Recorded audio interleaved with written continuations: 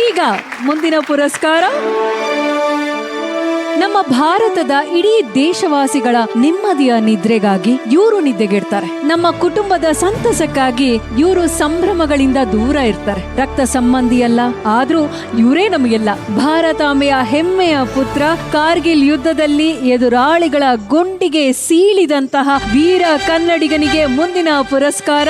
ಇವರಿಗೆ ಪುರಸ್ಕಾರವನ್ನ ನೀಡುವಂತಹ ಪುಣ್ಯದ ಕೆಲಸವನ್ನ ಮಾಡೋದಕ್ಕೆ ಈ ಒಂದು ವೇದಿಕೆ ಮೇಲೆ ಒಬ್ಬ ವಿಶೇಷವಾದಂತಹ ಅತಿಥಿ ಬರ್ತಾ ಇದ್ದಾರೆ. ಅವರನ್ನು ಕೂಡ ವೇದಿಕೆ ಮೇಲೆ ಬರ್ಮಾಡ್ಕೊಳ್ಳೋಣ. ಗೌರಿ ಗಣೇಶ ಸೀರೀಸ್ ನ ಸಿನಿಮಾಗಳಲ್ಲಿ ಇವರದ್ದೇ ಕಾರ್ಬಾರ್. ಶಂಕರ್ ನಾಗು, ಅನಂತ್ ನಾಗು, ವಿಷ್ಣು ಸರ್ ಸೇರಿದಂತೆ ಕನ್ನಡದ ಮೇರು ನಟರ ಜೊತೆ ಅಭಿನಯಿಸಿರುವಂತ ಮೇರು ವ್ಯಕ್ತಿತ್ವ ಇವ್ರದು. ಜೋರಾದ ಚಪ್ಪಾಳೆಯೊಂದಿಗೆ ಸ್ವಾಗತಿಸೋಣ ರಮೇಶ್ ಭಟ್ ಸರ್. ಕನ್ನಡದ ಬಾವುಟವ ಹಾರಿಸಿದವರು, ಕರುನಾಡ ಕೀರ್ತಿಯ ಏರಿಸಿದವರು, ಎದೆಯ ಉಕ್ಕಿಸಿ ಹೇಳು. ಎಲ್ರಿಗೂ ನಮಸ್ಕಾರ. ಹೃದಯ ಕನ್ನಡ ಕೇಳು. ಸರ್ ಅದೇ ವಾಯ್ಸು, ಅದೇ ಫೇಸು, ಹಾಗೆ ಇದ್ದೀರಲ್ಲ ಸರ್ ನೀವು. ಅದು ಕನ್ನಡಿಗರ ಪ್ರೀತಿ ನನ್ನ ಮೇಲಿದೆ, ವಿಶ್ವಾಸ ನನ್ನ ಮೇಲಿದೆ, ಅವರ ಆಶೀರ್ವಾದ ನನ್ನ ಮೇಲಿದೆ, ಹಾಗಾಗಿ ಇದ್ದೆ. ಗೌರಿ ಗಣೇಶದ ಸೀರೀಸ್ಗಳು ಸರ್, ಅದರ ಒಂದು ಸರದಾರ ಸರ್ ನೀವು. ನೀವಿಲ್ದೆ ಐ ಥಿಂಕ್ ಆ ಸಿನಿಮಾಗಳಲ್ಲಿ ನಾವು ಬೇರೆ ಯಾರನ್ನು ಊಹಿಸ್ಕೊಳ್ಳೋದಕ್ಕೆ ಸಾಧ್ಯನೇ ಇಲ್ಲ ಸರ್. ಆ ಸಿನಿಮಾಗಳ ನೆನಪು ಹೇಗಿದೆ ಸರ್? ನೆನಪು ನಾನು ಮರೆತರು ಅಭಿಮಾನಿಗಳು ಮರೆತೇ ಇಲ್ಲ. ಹೌದು, ನಿಮ್ಮ ಅಭಿನಯಕ್ಕೆ ನಾವು ಯಾರು ಬೆಲೆ ಕಟ್ಟೋದಕ್ಕೆ ಸಾಧ್ಯನೇ ಇಲ್ಲ ಸರ್. ಇವತ್ತು ಈ ಒಂದು ವೇದಿಕೆ ಮೇಲೆ ಒಂದು ವಿಶೇಷವಾದಂತ ಪ್ರಶಸ್ತಿಯನ್ನ ನಿಮ್ಮ ಕಡೆಯಿಂದ ಕೊಡಬೇಕು ಅಂತ ಕೇಳ್ಕೊಳ್ತಿದ್ವಿ. ನೀವು ಪ್ರಶಸ್ತಿಯನ್ನ ನೀಡ್ತಾ ಇರೋದು ಒಬ್ಬ ಕ್ಯಾಪ್ಟನ್ಗೆ ಸರ್. ಇದು ನನ್ನ ಸುಯೋಗ. ಯಾಕೆಂದ್ರೆ ದೇಶಕ್ಕೆ, ಸಮಾಜಕ್ಕೆ ಮಾಡಿರೋ ಸೇವೆ ಅಗಾಧವಾದದ್ದು. ಅದು ಹೇಗೆ ಅಂದ್ರೆ, ಒಂದು ಜಾಜಿ ಹೂವು ಬಿಟ್ರೆ ಅದ್ರ ಸುತ್ತಮುತ್ತ ಎಲ್ಲ ಪರಿಮಳ ಇರುತ್ತೆ. ಇವರ ಸಾಧನೆ ದೇಶದಿಂದ ದೇಶಕ್ಕೆ, ನಾಡಿನಿಂದ ನಾಡಿಗೆ ಪ್ರಸರಿಸುವಂತದ್ದು. ಅಂಥವ್ರಿಗೆ ಈ ಕನ್ನಡಿಗ ಪ್ರಶಸ್ತಿ ಒಂದು ದೊಡ್ಡ ಕಿರೀಟ ಇದ್ದಾಗೆ. ಪ್ರಶಸ್ತಿ ನೀಡ್ತಾ ಇರುವ ಉದಯ ಟಿವಿಗೆ ನನ್ನ ಧನ್ಯವಾದಗಳು. ಅದು ನೀವೇ ಯಾಕೆ ನೀಡಬೇಕು ಅಂತಂದ್ರೆ, ನೀವು ಕ್ರೇಜಿ ಕರ್ನಲ್ ಅನ್ನೋ ಒಂದು ಪಾತ್ರಕ್ಕೆ ಸಖತ್ತು ಹೆಸರುವಾಸಿಯಾಗಿರುವಂತವ್ರು ಸರ್. ಆ ಒಂದು ಪಾತ್ರಧಾರಿಯಾಗಿ ಇವತ್ತು ನಿಜ ಜೀವನದಲ್ಲಿ ಒಬ್ಬ ಯೋಧನಿಗೆ ನಿಮ್ಮ ಕೈಯಿಂದ ಆ ಪ್ರಶಸ್ತಿ ಹೋಗ್ತಾ ಇದೆ ಸರ್. ತುಂಬಾ ಸಂತೋಷ ಆಗ್ತಾ ಇದೆ. ಗೀತಾ, ನಾನು ಪ್ರಶಸ್ತಿ ಕೊಡ್ತಾ ಇರೋದು ಯಾರಿಗೆ ಗೊತ್ತಾ? ಕ್ಯಾಪ್ಟನ್ಗೆ.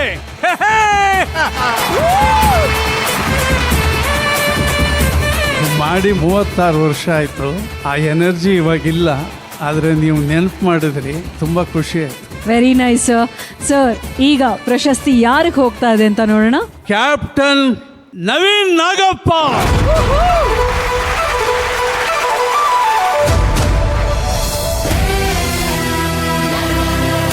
ಕ್ಯಾಪ್ಟನ್ ನವೀನ್ ನಾಗಪ್ಪ, ಡಿಫೆನ್ಸ್ ರಾಷ್ಟ್ರ ರಕ್ಷಣೆ. ಇವರು ಕಾರ್ಗಿಲ್ ಸಮರದ ಸೇನಾನಿ. ಭಾರತದ ವಿಜಯ ಪತಾಕೆ ಎತ್ತಿ ಹಿಡಿಯೋಕೆ ಕಾರಣರಾದವರು. ಕ್ಯಾಪ್ಟನ್ ನವೀನ್ ನಾಗಪ್ಪ ಸರಳವಾಗಿ ಹೇಳಬೇಕಂದ್ರೆ ವೀರ ಕನ್ನಡಿಗ. ಕಾಲೇಜಿಗೆ ಬರ್ತಿದ್ದ ಎನ್ಸಿಸಿ ಆಫೀಸರ್ಗಳನ್ನ ನೋಡಿ ಸ್ಫೂರ್ತಿಗೊಂಡವರು. ಆಕಾಶದ 106 ನಕ್ಷತ್ರಗಳಲ್ಲಿ 2 ತನ್ನ ಭುಜದ ಮೇಲೆ ಇರಬೇಕು ಅಂತ ಕನಸು ಕಂಡವರು. ಮೆಕ್ಯಾನಿಕ್ ಇಂಜಿನಿಯರಿಂಗ್ ಓದಿ ಆರ್ಮಿ ಪರೀಕ್ಷೆ ಬರೆದಾಗ ಬುದ್ಧಿ ನೆಟ್ಟಿಗಿಲ್ಲ ಅಂತ ಬೈದವರೇ ಬಹಳ. ಇವರದಾಗಿತ್ತು ಒಂದೇ ಗುರಿ, ಒಂದೇ ನಿರ್ಧಾರ. ಆರ್ಮಿ ಸೇರಿ ಲೆಫ್ಟಿನೆಂಟ್ ಆದ್ರು. 1999 ಕಾರ್ಗಿಲ್ ಯುದ್ಧದ ಆಪರೇಷನ್ ವಿಜಯ್ ತಂಡಕ್ಕೆ ಸೇರ್ಪಡೆಯಾದ್ರು.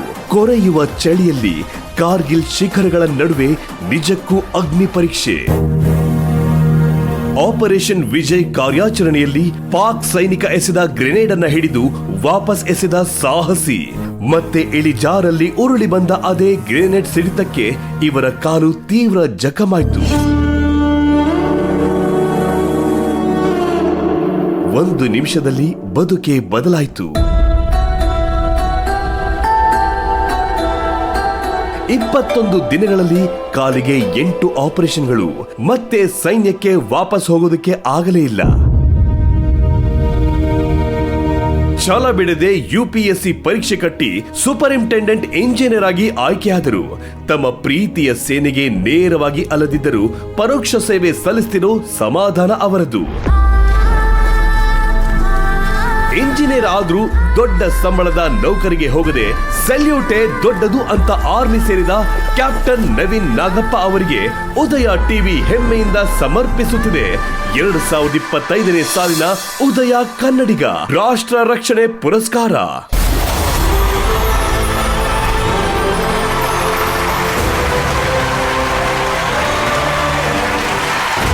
ಭಾರತಾಂಬೆಯ ಹೆಮ್ಮೆಯ ಪುತ್ರ ವೀರ ಯೋಧ ಕ್ಯಾಪ್ಟನ್ ನವೀನ್ ನಾಗಪ್ಪ ಸರ್.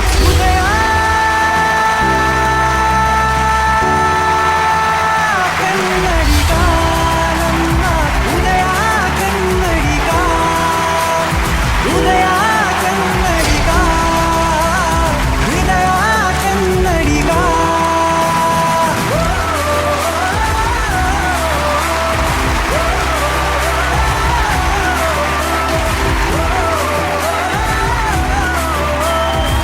ಕಾರ್ಗಿಲ್ ಯುದ್ಧದ hero captain Naveen Nagappa sir. Sir ಹೇಗನ್ನಿಸ್ತಾ ಇದೆ ನಿಮ್ಗೆ? ತುಂಬಾ ಖುಷಿ ಆಗ್ತಾ ಇದೆ. ನೀವು ಕಾರ್ಗಿಲ್ ವಾರ್ ಹೀರೋ ಅಂತ ಕರೆದ್ರಿ ನನ್ನನ್ನ. ನಾನು ಬಹಳ ಕಡೆ ಇದನ್ನ ಹೇಳ್ಕೊಂಡಿದ್ದೀನಿ, ನನ್ನ ಕಾರ್ಗಿಲ್ ವಾರ್ ಹೀರೋ ಅಂತ ಕರಿಬೇಡ್ರಿ ಅಂತ. ಯಾಕೆ ಅಂತಂದ್ರೆ ನಾನು ಅನ್ಕೊಂಡಿರೋದು I am just humble normal soldier. ಸೈನಿಕನ ಕೆಲಸ ಏನು ಅಂತಂದ್ರೆ ಗಡಿ ಪ್ರದೇಶದಲ್ಲಿ ಏನಾದ್ರೂ ತೊಂದರೆ ಬಂದ್ರೆ ಸೈನಿಕನ ಕೆಲಸ ಅದನ್ನ ತಡೆಯೋದು, ಯುದ್ಧ ಮಾಡೋ ಪರಿಸ್ಥಿತಿ ಬಂದ್ರೆ ಯುದ್ಧವನ್ನ ಮಾಡೋದು. ನನ್ನ ಕೆಲಸವನ್ನ ನಾನು ಮಾಡಿದ್ದೀನಿ ಮಾತ್ರ. ನಿಮ್ಮೆಲ್ಲರ ಪ್ರೀತಿ ವಿಶ್ವಾಸ ಇಂಥ ಒಂದು ದೊಡ್ಡ ವೇದಿಕೆಯಲ್ಲಿ ಕರೆದು ನನ್ನನ್ನ ಸನ್ಮಾನ ಮಾಡ್ತಿದ್ರ, ಹಂಗಾಗಿ ಬಹಳ ಖುಷಿಯಾಗಿದೆ.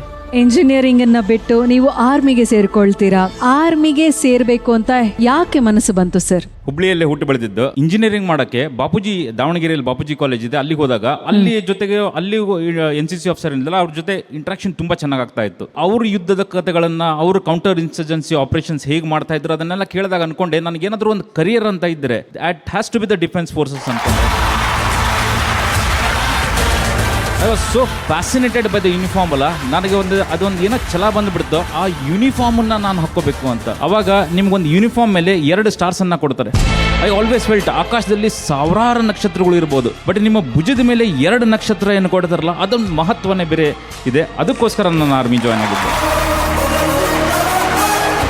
ಸರ್, ಬಾರ್ಡರ್ ಅಲ್ಲಿ ನಿಂತ್ಕೊಂಡು ಈ ಗುಂಡು ಇದನ್ನೆಲ್ಲ ಫೇಸ್ ಮಾಡ್ಬೇಕಾದ್ರೆ ಗುಂಡಿಗೆ ಎಷ್ಟು ಸ್ಟ್ರಾಂಗ್ ಆಗಿರ್ಬೇಕು ಸರ್? ನಾವು ಯುದ್ಧಕ್ಕೆ ಹೋಗ್ತಿದೀವಿ ಅಂದಾಗ there is a point in time flight, ಸಾವು ಮತ್ತು ಬದುಕಿನ ಮಧ್ಯ ನೀವು ಆ ಲೈನ್ ಅನ್ನ ಕ್ರಾಸ್ ಮಾಡ್ತಿದ್ರಿ ಅಂದಾಗ ಗೊತ್ತಾಗ್ಬಿಡುತ್ತೆ. ನಿಮ್ಮ ಶತ್ರುಗಳು ಅಷ್ಟು ಹತ್ರ ಹೋಗಿದ್ರ, ಅವರು ಫೈರಿಂಗ್ ಮಾಡ್ತಾ ಇರ್ತಾರೆ, ಶೆಲ್ಲಿಂಗ್ ಆಗ್ತಾ ಇರುತ್ತೆ, ರಾಕೆಟ್ ಲಾಂಚರ್ ಫೈರ್ ಮಾಡ್ತಾ ಇರ್ತಾರೆ, medium machine gun, light machine, ಆ ರೇಂಜ್ನ ಯಾವಾಗ ತಡಿತಿರಲ್ಲ ಅವಾಗ ಗೊತ್ತಾಗುತ್ತೆ ನಿಮ್ಗೆ ಇದು ಮತ್ತೆ ಸಾವು ಮತ್ತು ಬದುಕಿನ ಮಧ್ಯೆ ಹೋರಾಟ ಅಂತ. ಕ್ಷಣದಲ್ಲಿ ಯಾರು ನನಗಿಂತ ಒಂದು ದೇಶ ಮೊದಲು, ನೇಷನ್ ಫಸ್ಟ್ ಅಂತಂದು ಯಾರು ಮುಂದೆ ಹೋಗ್ತಾರಲ್ಲ, ಅವರು ಶತ್ರುಗಳ ಗುಂಡನ್ನ ಎದುರಿಸಿ ಮಟ್ಟ ಹಾಕೋ ಕೆಲಸ ಮಾಡಬಹುದು. ಸರ್, ನೀವು ಆರ್ಮಿಗೆ ಸೇರ್ಕೊಂಡು ವಾರ್ಮ್ ಅಪ್ ಆಗೋದಕ್ಕಿಂತ ಮುಂಚೆನೆ ವಾರ್ ಅನೌನ್ಸ್ ಆಗ್ಬಿಡುತ್ತಲ್ವಾ ಸರ್? ಆ ಒಂದು ಸಂದರ್ಭನ ಹೇಗ್ ಫೇಸ್ ಮಾಡಿದ್ರಿ ನೀವು? I am glad you ask this question. ಏನಂತಂದ್ರೆ ನಾನು ಜನವರಿ 99ರಲ್ಲಿ ಸೇರ್ಕೊಂಡಿದ್ದು. ಮೇ, ಜೂನ್, ಜುಲೈದಲ್ಲಿ ಯುದ್ಧ ಆಗುತ್ತೆ. ಅಂದ್ರೆ ನನಗೆ ಅವಾಗ ಸರ್ವಿಸ್ 5 ರಿಂದ 7 ತಿಂಗಳ ಸರ್ವಿಸ್ ಆಗಿದೆ. ಅವಾಗ ಯುದ್ಧ ಶುರು ಆಗುತ್ತೆ. ಕಡಿಮೆ ಸರ್ವಿಸ್, ಏಜು ಕೂಡ ಕಡಿಮೆ. ಅವಾಗ ನನಗೆ 25 ವರ್ಷ. ಅವಾಗ ನಾನು ಆರ್ಮಿ ಸೇರ್ಕೊಂಡಾಗ 6 ತಿಂಗಳ ಸರ್ವಿಸ್ ಅಲ್ಲಿ. ಹಾಗಾಗಿ ನಮ್ಮ ಕಮಾಂಡಿಂಗ್ ಆಫೀಸರ್ ನನ್ನನ್ನು ಕಳ್ಸಕ್ಕೆ ರೆಡಿ ಇರಲಿಲ್ಲ. ನಿನಗಿನ್ನು ಸರ್ವಿಸ್ ಕಡಿಮೆ ಇದೆ, it's a matter of life and death. But ನಾನು ಅವಾಗ ಅನ್ಕೊಂಡಿದ್ದೇನಂದ್ರೆ ನಾನು ಆರ್ಮಿ ಸೇರ್ಕೊಂಡಿರೋದು to serve the motherland. The purpose war ಏನಂತಾರಲ್ಲ, ಯುದ್ಧ ಏನಂದ್ರೆ ಅಲ್ಟಿಮೇಟ್, ಇಟ್ ಇಸ್ ಕಾಂಬ್ಯಾಟ್ ಅಲ್ಲಿ ಅಲ್ಟಿಮೇಟ್ ಅಂತಂದ್ರೆ ಯುದ್ಧ. ಆ ಯುದ್ಧದ ಮಧ್ಯದಲ್ಲಿ ನಾನು ಇದೀನಿ, ನನಗೆ ಅವಕಾಶ ಕೊಡ್ಲಿಲ್ಲ ಅಂದ್ರೆ ನನಗೆ ಅದನ್ನ ತಡ್ಕೊಳಕ್ಕಾಗಲಿಲ್ಲ. ನಾನು ವಾಲಂಟಿಯರ್ ಇಲ್ಲ, ನನಗೆ ನೀವು ಕಳಿಸ್ಲೇಬೇಕು ಅಂತ ಹೇಳಿ ಒಂದು ಅಂಡರ್ಟೇಕಿಂಗ್ ಬರೆದು ಕೊಟ್ಟು, that is how I entered the battle field.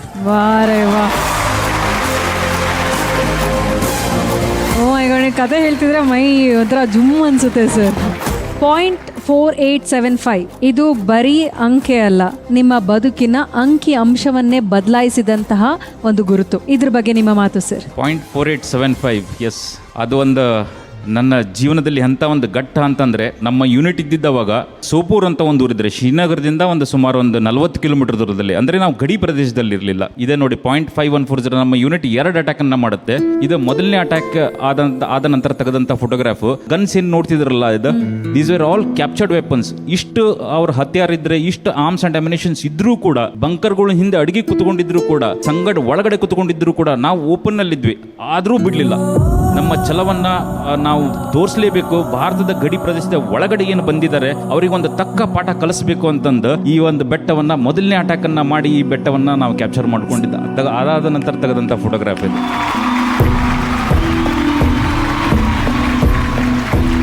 ಇದೊಂದು ನೀವೇನ್ ವೆಪನ್ ನೋಡ್ತಾ ಇದ್ದೀರಾ, KPBT ಅಂತ ವೆಪನ್. Okay. ಇದನ್ನ ಅವ್ರು ಪಾಕಿಸ್ತಾನದವರು ಹಿಡ್ಕೊಂಡಿದ್ರು. ಆ ಲೆಫ್ಟ್ ಸೈಡ್ ಬಾಟಮ್ ಕಾರ್ನರ್ಗೆ ನೀವು ನೋಡಬಹುದು ಬುಲೆಟ್ಗಳು ಎಷ್ಟು ದೊಡ್ಡದಿದೆ. ಹೆಚ್ಚು ಕಮ್ಮಿ 1 ಫೀಟ್ ಬುಲೆಟ್ ಇದೆ ಅದು. Oh my God. ಅವ್ರು ಫೈರ್ ಮಾಡಿದಾಗ ಯಾರಿಗಾದ್ರೂ ತಗಲ್ತು ಅಂದ್ರೆ ಬಿಫೋರ್ ಯು ರಿಯಲೈಸ್, ನಿಮಗೇನು ಗೊತ್ತಾಗಕ್ಕಿಂತ ಮುಂಚೆ ನೀವು ಕೊಲಾಪ್ಸ್ ಆಗಿರ್ತೀರ.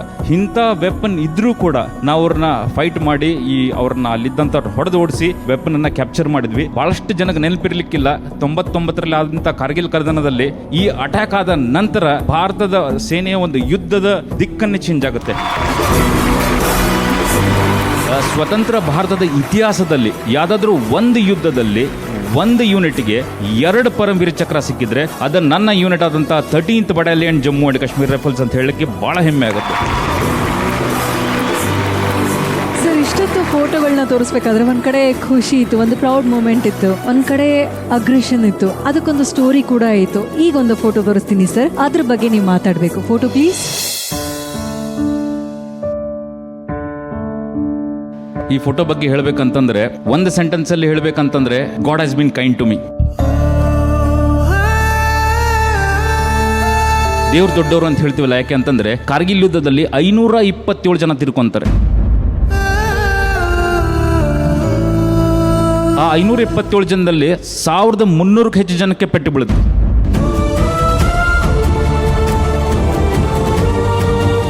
ಆ ಗ್ರೆನೇಡ್ ಅಷ್ಟು ಹತ್ರ ಸಿಡಿದಾಗ ವೆರಿ ಸ್ಲಿಮ್ ಚಾನ್ಸಸ್, ಬದುಕು ಉಳಿಯೋದು ಬಹಳ ಸಣ್ಣ ಚಾನ್ಸಸ್ ಇರುತ್ತೆ. ಬಟ್ ನಾನು ಬದುಕುಳಿತೀನಿ.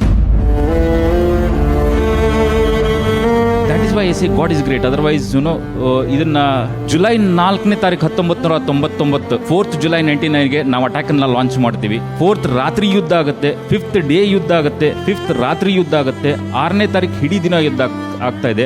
ಏನು ಅಂತಂದ್ರೆ ಒಂದು ಬೆಟ್ಟ ಅಂತಂದ್ರೆ ಬೆಟ್ಟದ ತುದಿ ಮೇಲೆ 4 ಜನ ಇರ್ತಾರೆ ಆಗಿರಲ್ಲ. ಬಹಳಷ್ಟು ದೊಡ್ಡ ಬೆಟ್ಟ ಅದು. ಒಂದೊಂದೇ ಬಂಕರ್ನ ಒಂದೊಂದೇ ಸಂಗಡನ್ನ ಕ್ಲಿಯರ್ ಮಾಡ್ತಾ ನಾವು ತುದಿವರೆಗೂ ಹೋಗ್ಬೇಕಾಗುತ್ತೆ. 7ನೇ ತಾರೀಕು ಬೆಳಗಿನ ಜಾವದವರೆಗೂ ಯುದ್ಧ ನಡೀತಾನೆ ಇದೆ. ಅದ್ರ ಮಧ್ಯ 6ನೇ ತಾರೀಕು ಮಧ್ಯಾಹ್ನ ನಮ್ಮ ಕಮಾಂಡಿಂಗ್ ಆಫೀಸರ್ ಬರ್ತಾರೆ ರೇಡಿಯೋ ಸೆಟ್ ಅಲ್ಲಿ. ರೇಡಿಯೋ ಸೆಟ್ ಅಂದ್ರೆ ನಮ್ಮ ಕಮ್ಯುನಿಕೇಶನ್ ಮೀನ್ಸ್ ಅದು. ಆ ರೇಡಿಯೋ ಸೆಟ್ ಅಲ್ಲಿ ಬಂದು ಕೇಳ್ತಾರೆ, ನವೀನ್, ನೀನು ಮತ್ತೆ ನಿಮ್ ಟೀಮು 4ನೇ ತಾರೀಕು ಮಧ್ಯಾಹ್ನ ಊಟ ಮಾಡಿದ್ರಿ, ಈಗ 6ನೇ ತಾರೀಕು ಮಧ್ಯಾಹ್ನ ಹೋಗಿದೆ, 2 ದಿನ ಕಳೆದೋಗಿದೆ, 48 ಗಂಟೆ ಕಾಲ ಕಳೆದೋಗಿದೆ, ನಿಮಗೇನಾದ್ರೂ ಊಟಕ್ಕೆ ಕಳಿಸ್ಕೊಡ್ಲಾ ಅಂತ. ಬಟ್ ನನಗೆ ಗೊತ್ತು 2 ದಿನದಿಂದ ಹೋರಾಡ್ತಾ ಇದ್ವಿ, ಗುಂಡು ಮದ್ದುಗಳು ಕಡಿಮೆ ಆಗ್ತಾ ಇದೆ, ಹಾಗಾಗಿ ಊಟ ಬರಬೇಕು ಅಂತಂದ್ರೆ ಬೆಟ್ಟದ ಕೆಳಗಡೆಯಿಂದ ಬರ್ಬೇಕು. ಸರ್, ನೀವು ಊಟದ ಚಿಂತೆ ಬಿಟ್ಟುಬಿಡಿ, ನಮಗೊಂದಿಷ್ಟು ಗುಂಡು ಮದ್ದುಗಳು ಕಡಿಮೆ ಆಗ್ತಾ ಇದೆ, ಅದನ್ನ ಕಳಿಸ್ಕೊಡಿ ಅಂತ.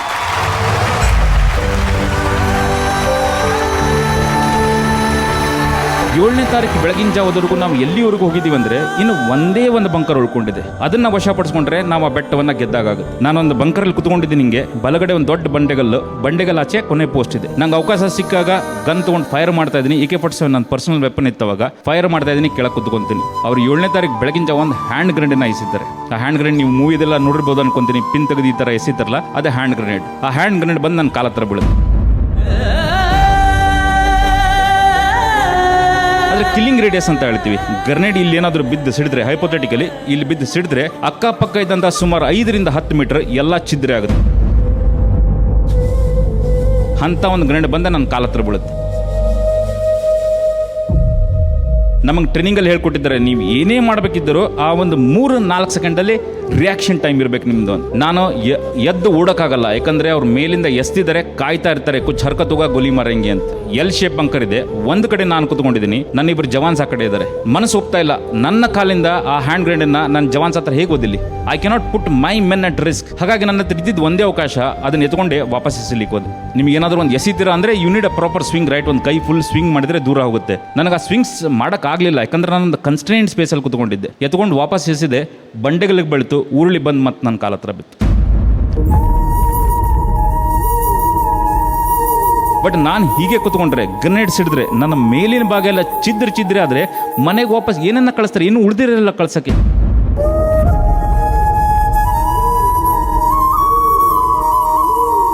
ಎಲ್ಲೋ ಒಂದಿಷ್ಟು ಬಿದ್ದಂಥ ಮಾಂಸ ತುಂಡುಗಳು, ಎಲುಬು ತುಂಡುಗಳನ್ನ ಹಾಕಿ ಗುಣಿಚಿಲ್ದಲ್ಲಿ ಕಳಿಸಿದ್ರೆ ನಮ್ಮ ತಂದೆ ತಾಯಿ ಕ್ಷಮಿಸ್ತಾರ? ನನಗೆ ನನಗೆ ಒಂದೇ ಒಂದು ಆಸೆ, ಒಂದೇ ಒಂದು ಪ್ರಾರ್ಥನೆ ಇತ್ತವಾಗ, ದೇವರೇ ನಾನ್ ಸಾಯ್ತೀನಿ ಗೊತ್ತು, ನನ್ನ ಮುಖ ಸರಿಯಾಗಿರ್ಲಿ, ತಂದೆ ತಾಯಿಗೆ ಕೊನೆ ಪಕ್ಷ ನನ್ನ ಮುಖ ನೋಡೋ ಅವಕಾಶ ಮಾಡಿಕೊಡು ದೇವರಲ್ಲಿ ಪ್ರಾರ್ಥನೆ ಇಟ್ಟು ಆ ಬಂಡೆಗಲ್ಲು ಮತ್ತೆ ಒಂದು ಸಣ್ಣ ಗ್ಯಾಪ್ ಇತ್ತು ಬಂಕರ್ ಎಡ್ಜ್ಗೆ, ಅಲ್ಲಿ ಜಿಗಿತೀನಿ. ಗ್ಯಾಪ್ ಸಣ್ಣದ್ರಿಂದ ಮೇಲಿನ ಭಾಗ ಆ ಬಂಡೆಗಲ್ಲಿಂದ ಹೋಗುತ್ತೆ, ಕಾಲ್ಗಳು ಹೊರಗಡೆ ಉಳ್ಕೊಳ್ಳುತ್ತೆ and the grenade takes off and this the result of that. ಆ ಕಾಲಲ್ಲಿ ಏನು ಉಳ್ದೇ ಇರಲಿಲ್ಲ, ಅದು ಫುಲ್ ಬಲಗಾಲ ಫುಲ್ ಜೋತಾಡ್ತಾ ಇತ್ತು. ನನ್ನ ಜವಾನ್ ಒಬ್ಬನ ಹೊತ್ಕೊಂಡಿದ್ದ, ನಿಂಗೆ ಹೊತ್ಕೊಂಡು ಹೆಗಲ ಮೇಲೆ ಹೊತ್ಕೊಂಡು ಓಡ್ತಾ ಇದ್ದಾನೆ, ಬೀಳ್ತಾ ಇದ್ದಾನೆ, ಎದ್ದಳ್ತಾ ಇದ್ದಾನೆ, ಫೈರಿಂಗ್ ಆಗ್ತಾ ಇದೆ, ಅವಾಗ ಶೆಲ್ಲಿಂಗ್ ಆಗ್ತಾ ಇದೆ. ಬಟ್ ನಾನು ಹೇಳಿದ್ನಲ್ಲ ಸ್ಟಾರ್ಟಿಂಗ್ ಅಲ್ಲಿ ಹೇಳಿದೆ, god has been really kind, ದೇವ್ರು ದೊಡ್ಡವರು ಅಂತ. ಈ ಸ್ಟೇಟ್ ಅಲ್ಲಿ ಇದ್ದೆ, 21 ತಿಂಗಳು ಹಾಸ್ಪಿಟಲ್ ಇದ್ದೆ, 8 ಮೇಜರ್ ಸರ್ಜರಿ ಆಗುತ್ತೆ. ಬಟ್ ಇವತ್ತು ನಿಮ್ಮ ಮುಂದೆ ನಿಂತ್ಕೊಂಡಿದ್ದೀನಿ. ನಾನು ಕಾರ್ ಡ್ರೈವ್ ಮಾಡ್ತೀನಿ, ಓಡಾಡ್ತೀನಿ, ಗಾಲ್ಫ್ ಆಡ್ತೀನಿ, ಯೋಗ ಮಾಡ್ತೀನಿ. ಹಿರಿಯರ ಆಶೀರ್ವಾದ ಇರ್ಬೋದು, ನಮ್ಮ ತಂದೆ ತಾಯಿ ಮಾಡಿದಂಥ ಒಳ್ಳೆ ಕೆಲಸ ಕಾರ್ಯಗಳು ಇರ್ಬೋದು. ಇವತ್ತಿಗೆ ಐ ಆಮ್ ಟೋಟ್ಲಿ ಇಂಡಿಪೆಂಡೆಂಟ್.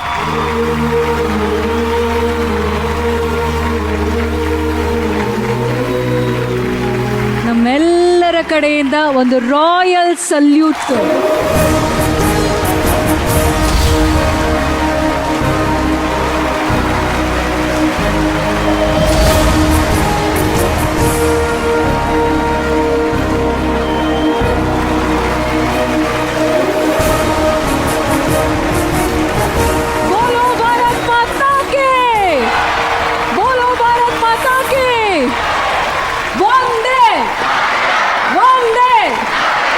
ಇಷ್ಟೊಂದು ತ್ಯಾಗ ಮಾಡಿ ನಮ್ಮ ರಕ್ಷಣೆಗಾಗಿ ನಾವೆಲ್ಲರೂ ನೆಮ್ಮದಿಯಾಗಿ ನಿದ್ದೆ ಮಾಡಬೇಕು ಅಂತ ನೀವು ನಿಮ್ಮ ಪ್ರಾಣವನ್ನ ಒತ್ತೆ ಇಟ್ಟು ನಮ್ಮೆಲ್ಲರನ್ನ ಸಂರಕ್ಷಣೆ ಮಾಡ್ತೀರಾ ಸರ್. ನಿಮಗೆ ಎಷ್ಟು ಸಲ್ಯೂಟ್ಗಳನ್ನ ಮಾಡಿದ್ರು, ಎಷ್ಟು ಟ್ರಿಬ್ಯೂಟ್ಗಳನ್ನ ಕೊಟ್ಟರು, ಎಷ್ಟು ಥ್ಯಾಂಕ್ಸ್ ಹೇಳಿದ್ರು ಸಾಲೋದಿಲ್ಲ ಸರ್. ಈ ಅವಾರ್ಡ್ ನಿಜವಾಗ್ಲೂ ನಮ್ಮ ಕಡೆಯಿಂದ ನಿಮಗೆ ಹೋಗ್ತಿರೋದು ನಮ್ಮ ಪುಣ್ಯ ಅಂತ ನಾವು ಅನ್ಕೊಳ್ತೀವಿ sir. Thank you so much sir, ನಮ್ಮ ಕಾರ್ಯಕ್ರಮಕ್ಕೆ ಬಂದಿದ್ದು. Thank you so much. ಈ ಸನ್ಮಾನ ಮಾಡಿದ್ರಿ, ತುಂಬಾ ಖುಷಿ ಆಯ್ತು. ಏನು ಹೇಳಬೇಕು ಇಚ್ಛಾ ಪಡ್ತೀನಿ ಅಂತಂದ್ರೆ, ಕಾರ್ಗಿಲ್ ಯುದ್ಧದಲ್ಲಿ ಆಗಲೇ ಹೇಳಿದಾಗ 527 ಜನ ತಮ್ಮ ಪ್ರಾಣವನ್ನ ತ್ಯಾಗ ಮಾಡ್ತಾರೆ, 1300ಕ್ಕೂ ಹೆಚ್ಚು ಜನಕ್ಕೆ ಪೆಟ್ಟು ಬೀಳುತ್ತೆ. ಈ ಸನ್ಮಾನ ಏನಾದರೂ ಸಲ್ಲಬೇಕಾಗಿದ್ರೆ ಆ 527 ಜನ ಏನು ತಮ್ಮ ಪ್ರಾಣವನ್ನ ತ್ಯಾಗ ಮಾಡ್ತಾರೆ ಅವರಿಗೆ ಮತ್ತು ಅವರ ಕುಟುಂಬದವರಿಗೆ ಸಲ್ಲಬೇಕಂತ ಹೇಳ್ತಾನೆ. ಜೈ ಹಿಂದ್.